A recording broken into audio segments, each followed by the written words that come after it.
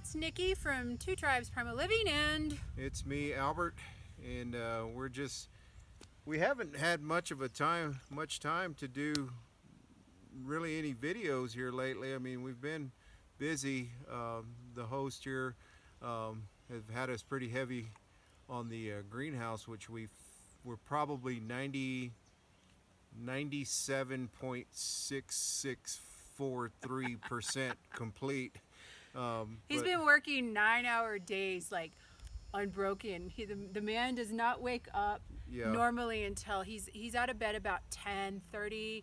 I mean, he's awake, but then he cleans up. Well, he's having to get outside and start working at like 7:30. Yeah, well, the gentleman they hired to help us out, he's really phenomenal carpenter. Yes. And he's got a staple gun. We were trying to do everything with hammer and nail, but it's a lot of work, and to build something really quality to withstand the wind out here. I know we could have probably cut some trees down and build a log greenhouse, but that's not what we were going for. So it's been kind of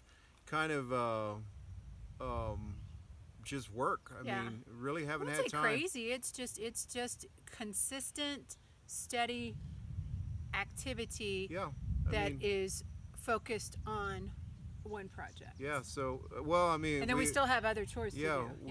Now once we get that project completed, then we're going to get into the firewood project, where we're going to have to start chopping down cutting down all the standing deads that are here in accumulating firewood for the winter. But like right now, I know back home people are dealing with 100, 110, 112, 190, 264 degree it's 73 temperatures. Degrees here. Yeah, it's 74, and it's very pleasant. It is nice. It's like I wore a romper or a jumper today that's like all super hippie, comfortable cotton, organic cotton, and I'm like, I just feel good. So yeah, but if you hear some kind of weird buzzing going on in the background, Nikki, one of my my friends, I'm gonna call her a friend because I really value. I know who else sends me stuff, but I really value her presence in my life, and even still, even though we don't talk or see each other, she messaged me a couple of weeks ago and is like, it really bothers me that you have to deal with those chipmunks. I'm sending you something. And I'm like, okay. And I haven't gotten the second package yet. Like I said, our post office is not the most rapid. Like if it's scheduled for delivery on Wednesday, they close down at like 2. So if packages come in Wednesday evening and they're not coming back until Friday, and then they're not open on Friday, I mean, it's crazy. So things don't get there. I'm personally missing a ton of mail, by the way. But anyway, this package arrived, and it's these solar-powered sonic. It puts a 400 hertz frequency, 400 something hertz frequency into the ground that is supposed to deter critters such as moles, chipmunks, voles. Maybe gophers. So far it's deterring me because I can hear them at night. Well, he hears the one. We have one outside. There it goes right there. You can kind of hear it in the background. It drives me nuts. And so I have one outside our window, which is where there is a chipmunk hole or nest. And I'm not saying it's working. I'm just saying I haven't had anything attack since I put these in the ground. Yeah. So we're still killing off mice, and with the bucket of death. We still use the bucket of death to kill off mice. Occasionally a few chipmunks might get in there. But I think we're up to 50-something mice and maybe about 20 chipmunks. We've probably hit, actually, I did a body count on the chipmunks, and I think we're up to like 16 now. Yeah, so. The ones that do survive, I will take them to another part of the property and relocate them so that they don't die. But we have been considering that they actually are food. Yeah. I know that's kind of funky to say. Yeah, I'm going to start eating chipmunks. I'm going to start making chipmunk kebabs and chipmunk soup and chipmunk chipmunk kebab salad and chipmunk. I mean, whatever you can make with chipmunk. I guess it's just tasty. We won't starve out here. Tasty little. So when meat's little going morsel of bye-bye meat. back home, we got meat. Yeah, we got. I mean, there's plenty of chipmunks up here. But, I mean, they eat squirrel and people eat chipmunks, so I'm not opposed. So everything has been going well. Like I said, we've actually really been focused on the project of the greenhouse because that is a major component to us being out here. Now, at the same time that we're out here, we are in a drought situation right now. I mean, it's dry up here in the mountains from what we understand anyway, but this, for whatever reason, this year is like mega drought. Like, you can hear the thunder. The rain is all around us, but it doesn't rain. It doesn't rain. All the towns down around the foothills of these mountains, I guess you would say, they're getting plenty of rain. But up here at 9,000 feet, they just go around us. So it is extremely dry up here, and the water source that feeds this property has dried up. It is completely dried up. It was about an 8-hour difference where I actually hiked up to the water source one day just because we were curious about what was going on with the water flow, and there was still a flow going on. And we had noticed it had been reduced. Yeah. The flow was not as prolific as it had been, but even it was still normally flowing. Yeah. you'll hear the waterfall behind us, and it's kind of. Well, you can hear it. The waterfall is a separate source, but but it's still quiet. It's quiet. Usually its source is running low too. So right now we're having to revert to wintertime water consumption. Protocol. We call it the winter protocol. The winter protocol. We talked with the host here, and he said, "Let's go back to winter protocol." So we really have to conserve on water right now, where water is pretty important, especially for plants and us. We need water, but just the trees around here. It was brought to my attention that they haven't seen the trees this dry in years. There's so many dead ponderosa pines right now. They're just browning. And you can only imagine what that does for the fire hazard. Yeah, potential. fire hazard potential is even worse. Even as I look across the valley, you can see a lot of browning going on where in the beginning of spring everything was so green and now we're really starting to see those trees drying up. But so we're going through a drought. We got the greenhouse 96 point whatever 97.664339. We got it. We got all the sheeting up and the roof is perfect and the it's just great. And I got in there today and put down, mapped out where we possibly will, and I'm doing circles because up here with growing food, growing in rows is not necessarily the best option. Maybe in another state it is, in another environment, but up here it's really important because the soil is so dry to have companion plants around. And if you plant in rows, you have a lot of empty space. So when you plant wild, kind of like if you were in a foraging situation out in the wild, and you could just pick berries and get and go, that's what you want to emulate on these dry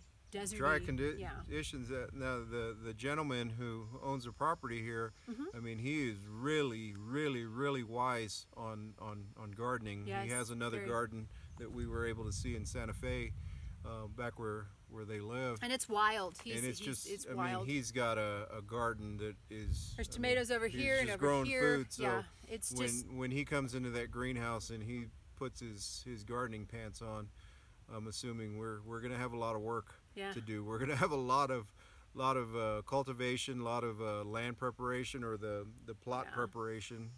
So that's up and coming for the beds and getting the soil. What would you call it? Fertile. Yeah, well, okay, so soil has rich. to have its nitrogen, it's got to have its calcium, it's got to have its magnesium, it's got to have all those things. The calcium content of the soil out here is very, very high. So it's wonderful. So what is the manure rating that he taught us about? The manure rating of animals. Oh, well, okay, so he did say goat shit is gold. But chicken shit is also gold. It's just really hot.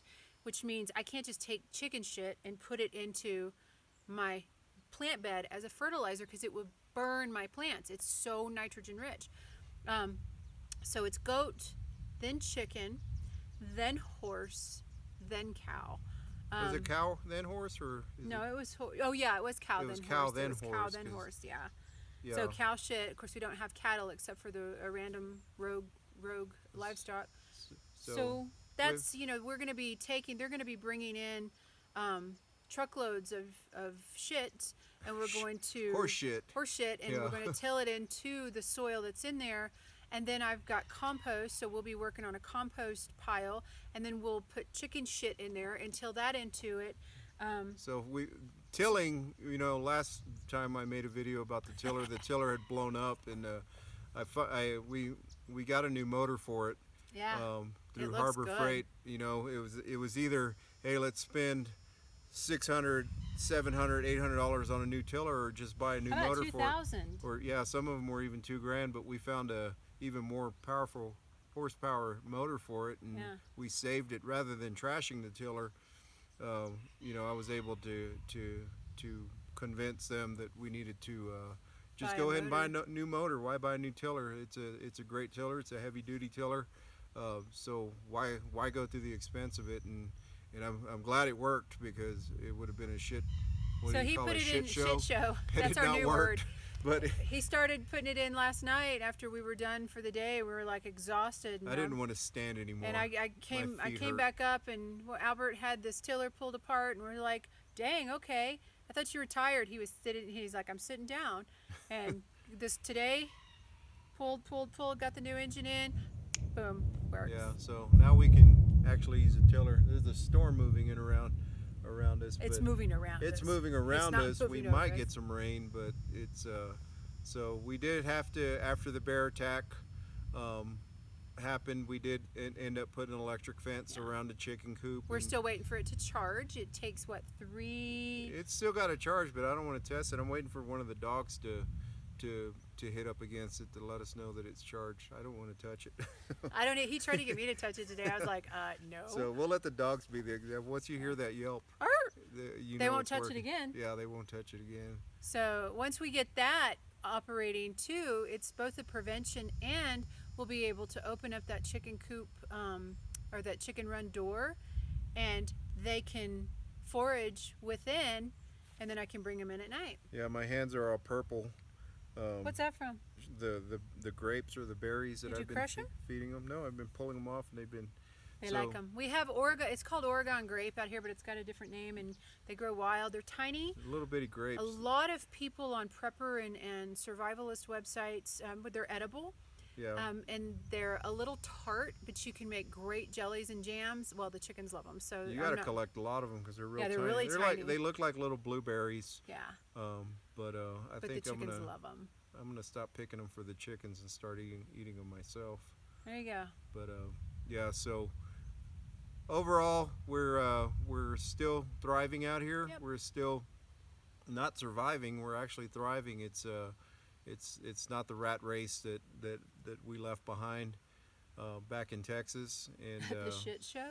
Yeah. So we're over here watching the hometown that we came from be the number one. What was it? Number one in the nation. I think so. There was a point where it was number one. The COVID-19 infection rate, and it's still high. It's high up there. Wow, these are the people who line up for miles to eat chicken or to get free turkeys at Thanksgiving when a chicken joint opens up. So right. No wonder why. Or Thanksgiving free turkeys. Yeah, I mean, so what do they do? It's ridiculous that my hometown of 48 years was number one. Hi, Lulu. In the nation for COVID-19 cases. Don't step on the potato plants. So this is Lulu. Y'all met her before. Kaya's down here. She's like totally like, what the hell is that? Because it's in my space. So these two, on our first interaction, they had a fight. They had a huge fight, and no one got injured, but this one won. She's 2. She's 5. 5. She's 5. Or whatever. Kaya's like 10. So she's an old lady. So and this is a spring chicken right here. She's a country dog, and Kaya's a city girl, and don't be smelling her butt. She's a great dog for cows. Yeah, she is. And she's fantastic. Killing chipmunks. She loves to catch chipmunks. And she's very affectionate. See? And Kaya's like, if you could see the extreme eye roll going on with our dog right now, you would laugh. Yeah. Because. But anyway. So this is Lulu. But yeah, being out here, it's been, it's getting, every day is like, I'm so glad I'm here. Yeah. I mean, it's not easy, but it's not hard, if that makes sense. I don't think anything in life is easy. I don't think anywhere you are, you guys, y'all are struggling. Some people are struggling right now. Life isn't totally easy. And Lulu. But yeah, I mean, we're holding it down here. I mean, like right now. I mean, I'm just so glad that I am not back in that heat that I was in. Lulu, go on. Von. Lulu speaks Russian, by the way. She understands Von, but she's a pain in the ass. But she's not. Yeah, she is. You can throw a pine cone to that dog for hours, literally, she's or a actually ball. very, she very destroys good. all the balls. I have, my heart is much full whenever she's present, because she is a protective dog. So, yeah, out here with the. Anything else we got to touch on since we've been out here? I mean, so garden's growing good. I've got squash coming up. I'm going to throw in some footage of the garden and stuff here. My potatoes. And then you get to see how big the chickens are. I'll run some footage. My babies. Those are. Oh yeah, we did eat our first harvest of potatoes. Yes, today we actually ate them today. We have mashed potatoes with our. So what happened there is when we first got here, I planted some of my seed potatoes. I ordered my seed potatoes off Amazon, maybe 6, 7, 8 months ago, and I put them into a pot. I planted some back home, and those made it down here with me, but then something killed them. They got crushed in the car in the move by a blanket, and then I got them to start growing back again, and then they got frozen here on a night that we had to know the weather. And when the weather on the weather guide says that it's going to be 32 degrees, it's actually going to be 20 up here, and we've got to keep that in mind. So whenever it's like, oh, it's not supposed to be freezing, it's 37, it's going to be below 32. So those potatoes, when I got here, I'm like, it's the first thing I did. I'm like, I got to get some potatoes in the ground. I had to. And so I put them in. Well, about a month ago, just after my mom was here, the potatoes all of a sudden started, like, some of them started tilting. Well, I figured out they had wilt. And then they didn't get watered one day timely, and it was super, super hot. And so they started going brown, and they hadn't even flowered yet. And I'm looking at where they were. And yeah, they're not there anymore. They're not there anymore. And then they all started kind of dying off. They're right here. And I'm like, you know what? I'm going to start pulling these out, because I can at least, even if we got little ones, we had a whole harvest of gorgeous purple, red, and gold potatoes, organic potatoes that were bought, seed potatoes. And they were fingerlings, but that's okay. They were delicious. I mean, some of them were that big around. They were perfect, and so we were able to harvest them, and we had them today. Yeah. So delicious. We got some left. We're gonna eat them with some bacon. I got some bacon thawing, so we have some more potatoes down there. Yeah, food out here is still, I think. And well, I mean, to change the subject on all that, food. Food is going to be a problem in the future for a lot of people. I know a lot of people don't believe that or understand that, or even can conceive of the concept that at some point this country is going to be in a food shortage. And I mean, if you're not learning to grow your own food, if you're not learning how to become self-sustaining with your own garden in your own community, which is something that we've established here. I mean, we've got our own little garden going on here. Yeah. Our hosts have got their garden going on, and now we have the greenhouse, which It's going to be the community garden. It'll become the community garden to where we can become serious about growing stuff and not have to worry about the elements like the wind killing off the little what are they called? Sprouts. Oh yeah, this when the plant sprouts and the cotyledon emerges, a heavy rain can destroy that. Yeah, or the chipmunks, or too much sunlight, or just the dry conditions that are out here, where at least now we'll have a little bit of humidity active in the greenhouse. But it's these things, these skills that have to be learned in order to be able to move forth with this new normal that everybody is aware of. I feel sorry for the people who believe that at some point things are going back to the way they were before, and they're just sitting there waiting for somebody to go, hey, everything's fixed. You can go back to your job, and you can go back to wearing not wearing a mask in Walmart or at a restaurant, but it's not going to happen like that. And that's why it is so important for us to be up here. It is so important and so critical for us to learn these skills, because nobody taught us these skills when we were kids. Not the way we should know in our later years. We should have already known all this stuff. And this is something that we kind of drop the reins on as people, as individuals, as a couple. It's something that if you're sitting around the house, or you have an apartment, or you're living with other people right now because you've lost your job or lost a house or anything like that. I mean, there's so many things that are wrong right now in this country. And we're sitting up here around the globe. It's not just this country. It is global, but this is the country I live in. This is the country you live in. So these are the politics that we don't follow, that we have to be aware of, because we're not politically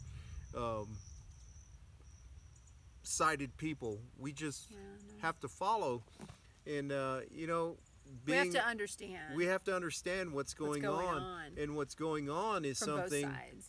Exactly, neutrality, and we've talked about neutrality before, but we're doing great up here. We're making things happen. They don't happen the way we want them to happen because of weather conditions or anything like that. But I'm going to compare that to the world right now, where you really don't have a say of what happens to you tomorrow. You can wake up tomorrow morning and check your bank account and realize that the bank failed, and they've got all your money. They've got all your money because you've agreed to those conditions and didn't even know it. And same thing with food. You can go to the store, and now we have a limit on everything, or you can't get something. You can't access something. You're like, oh, I used to get this all the time. Where is it? So as fitness coaches, we have clientele that we train remotely, but when you understand how much was made in China, how much is made in China, how much control China had over our economy and in our existence, you can't even get fitness equipment. You can't buy barbells, you can't buy kettlebells, you can't buy dumbbells, you can't buy anything that you would need to become physically strong or physically capable in a home setting, because it's all sold out. Right.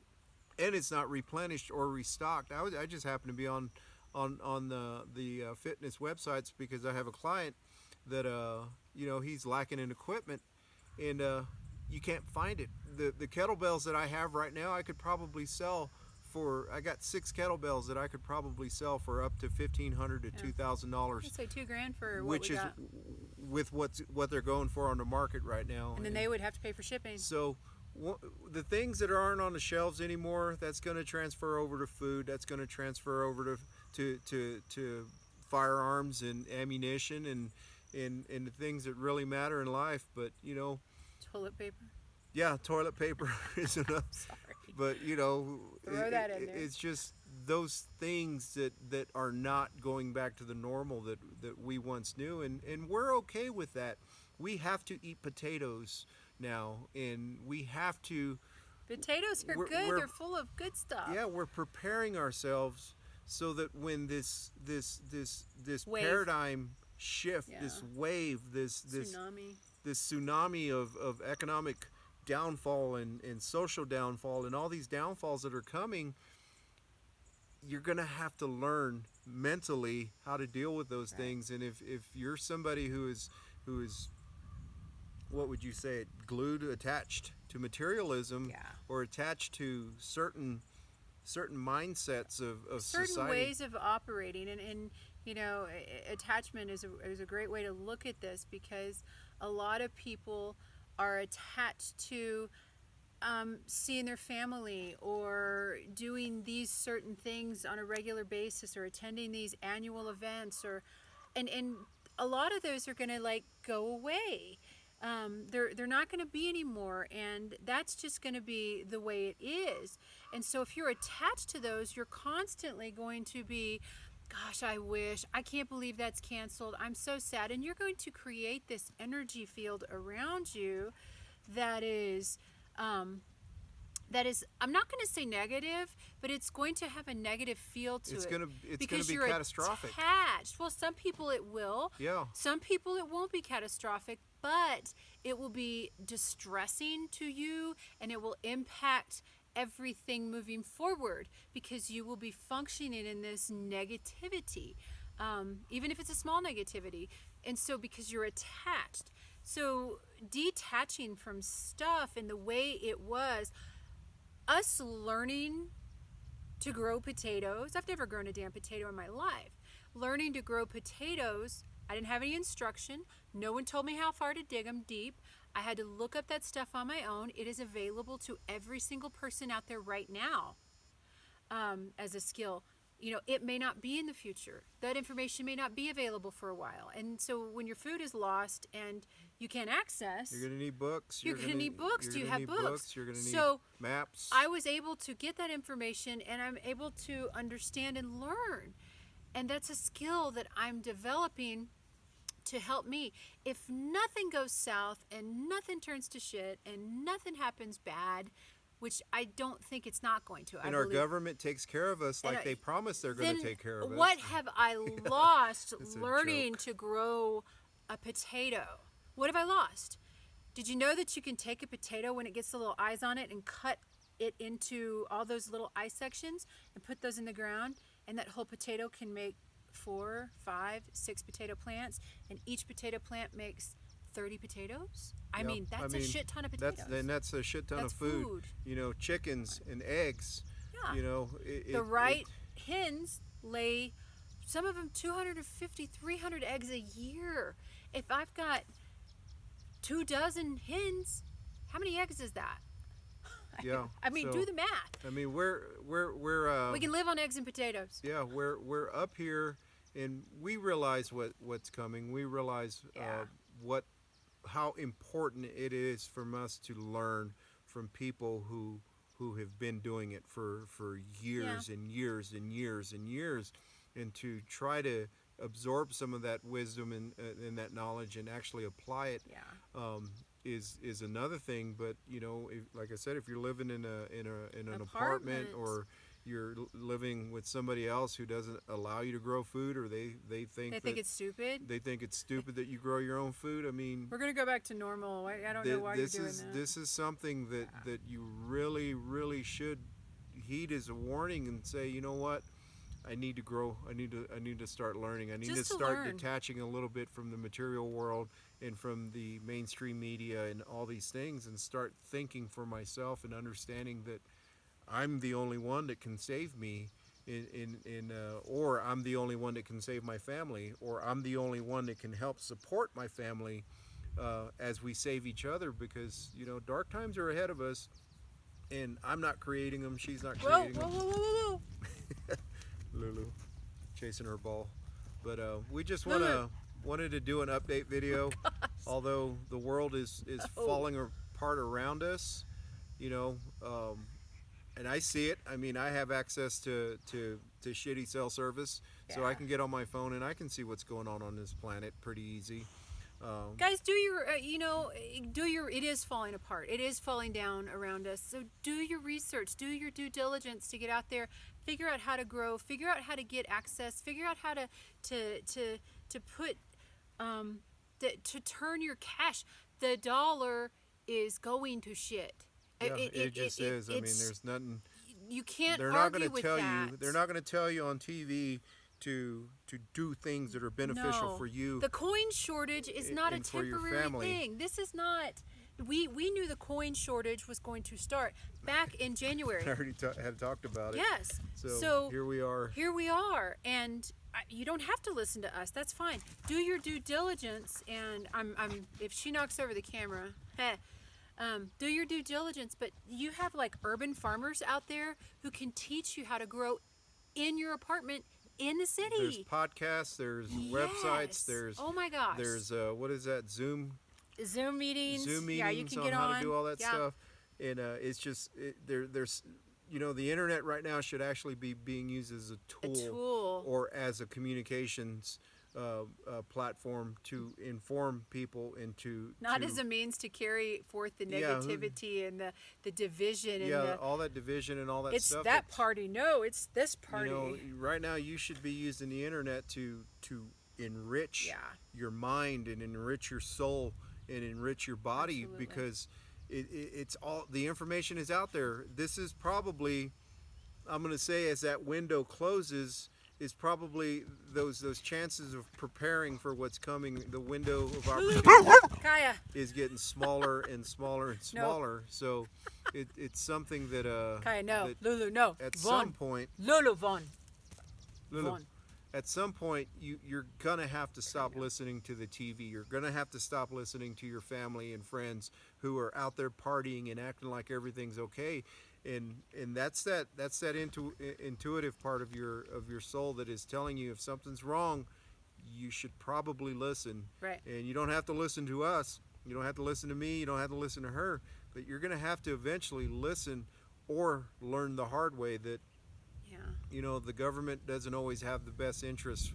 Your best interest. The corporations don't have the best interest for you. And do you really want to learn the hard way? I mean, if you are a family, if you have a family, get off the potato. Get off the potato. If you have a family, you have children, you have. You don't want them to go. You don't want to go. That's coming. You don't want that to be the hard way. You don't want to learn the hard way. You really don't. There's so many people out there trying to warn people to get out of the cities, get out of the big cities. If you're in the big cities, this could be your last opportunity.